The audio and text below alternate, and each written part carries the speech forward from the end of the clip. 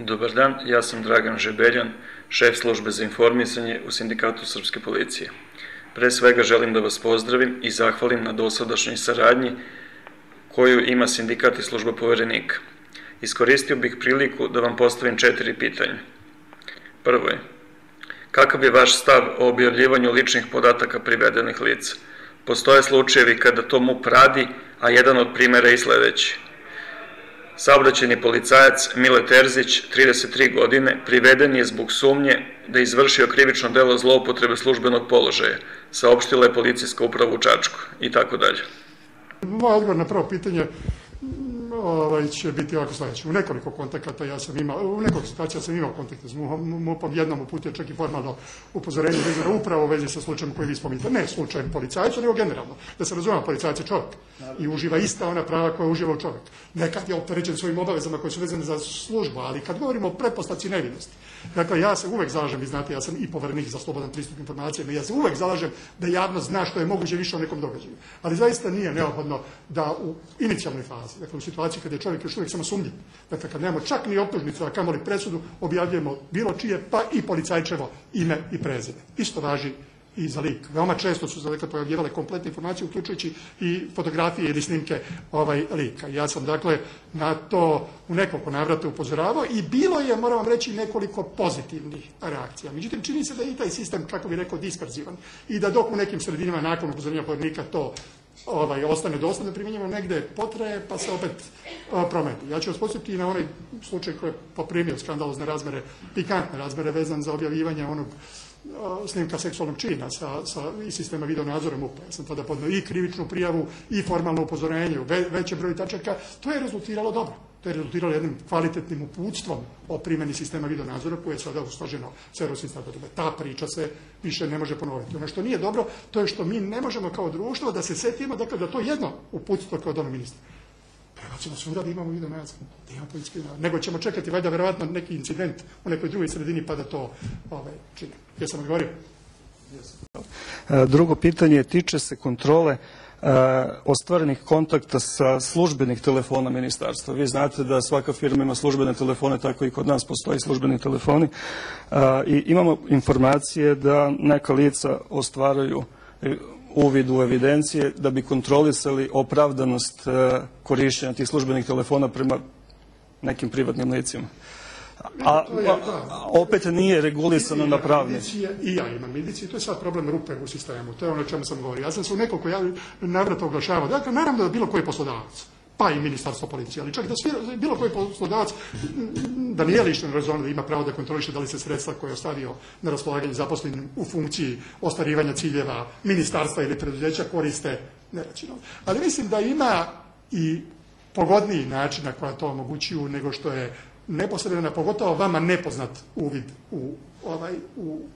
u komunikaciju.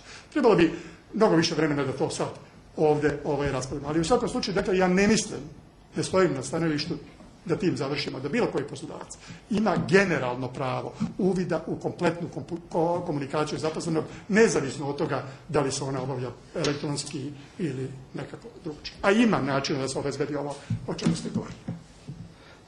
Treće pitanje je slično kao drugo, tiče se kontrole i uvida u zdravstveno stanje obolelih radnika Ministarstva unutrašnjih poslova. Vi ste čuli verovatno da je veliki broj samoubistava u Ministarstvu za proteklih 10 godina, preko 140 lica izvršilo samoubistvo. I verovatno da bi predupredili, da bi sprečili tako nešto, sastavljena je neka depeša 2007. godine koja traži od starešina da kontrolišu bolovanje.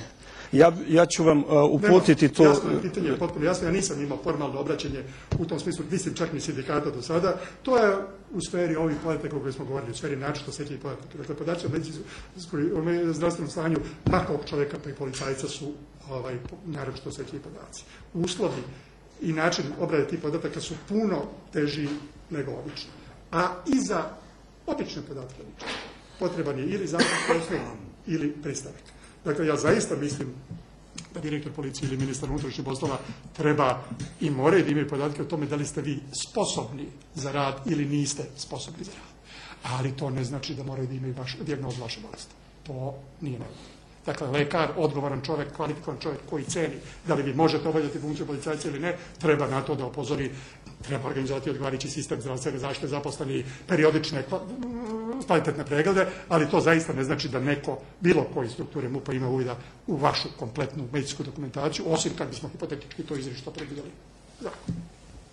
Četvrto pitanje tiče se svih nas građana koji ostavljamo lična dokumenta, lične karte prilikom ulaska u mnoge zgrade. Naime, obezbeđenje u mnogim zgradama traži od građana da ostavi svoj lični dokument, ličnu kartu na ulazu.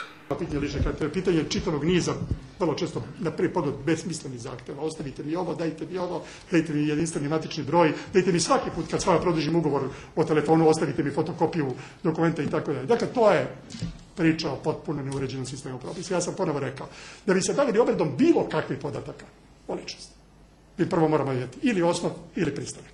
I ono što je naš problem, to je, ponavljam, i nedostatak svijesti. 99% slučaja. Kad vam kažu u hemijskoj čistioni dajte mi fotokopiju lične karte, naši građani ostavljaju. Iako je potpuno bez... Šalim se, dakle, da li sam potpuno jasan. Dakle, u svakoj situaciji valjalo bi, da to ne može sam povjerenik, pogotovo ne za ovako skromnim resursima, dakle, svaki put, u ovom slučaju o kome ste vi govorili ili u bilo kom drugom slučaju, kad neko od vas traži lični podatak, a nije vam na prvi pogled prepoznatljivo, zašto to traži? Da pitate njega, ne povjerenika, izvita, što će to? I na osnovu čega vi to tražite? Imate neki zakonski osnov. Jer ja ne razumem što će vama fotokopija moje lične karte. Znate, u normalnom uređenom svetu, pardon, izvinite, težak izraz, kopiranje ličnih dokumenta, a pogotovo elektronsko kopiranje, skeniranje, svodi se na izuzetno uzak krug slučaja. A inače zabranjuju. Vi znate koje su zloupotrebe moguće onda kad imate u posjedu kopiju mog dokumenta. Dakle, ako i treba uzimati zbirke podataka, evo sad nedavno su inspektori povjerenika bili u jednom sportskom društvu. Jer su i sportska društva počela da prave zbirke ličnih karata lica koja kupuju karte za utakmice. Dakle, tu čak u zakonu imamo osnov. Neko je u zakonu o sprečavanju nereda na utakmicama uveo to da se pravi evidencija. Ali znate, jedno je evidencija. Jedno je kad vi u neki svoj pripremljen formular upišete da je Rodoljub Šabić sa kućnom adresom tom i tog dana kupio kartu za utakmicu. A sasvim drugo, kad uz to zatražite od Rodoljuba Šabića i fotokopiju njegovog ličnog dokumenta. Lični dokument se može upotrebiti na vrlo različite načine. I ste sigurno radite u policiji, vjerojatno ste imali informaciju o tome da su samo zbog toga što su neoprezno ostavili negdje lični dokument, neki dobili recimo na poklon preduzeća. Šalim se. Dobili su registrovano preduzeće, a da ga imaju saznali su onda kad su saznali da su dužni 50 miliona dinara za isporučenu robu i još 10 za PDV. Dakle, nema nikakve svrhe da se na takav način, tako robustno i tako nepotrebno vrši obrada podataka ličnosti, pogotovo u situacijama kad je savršeno nejasno čemu to. A drugo, znate, vi ste doduše postavili pitanje samozadržavanja. Vrlo često se ti dokumenti i kopiraju, a da niko živ ne zna zapravo što se kopijama dešava. Koliko dugo se to čuva, na koji način se čuva, gde se redistribuira i tako dalje.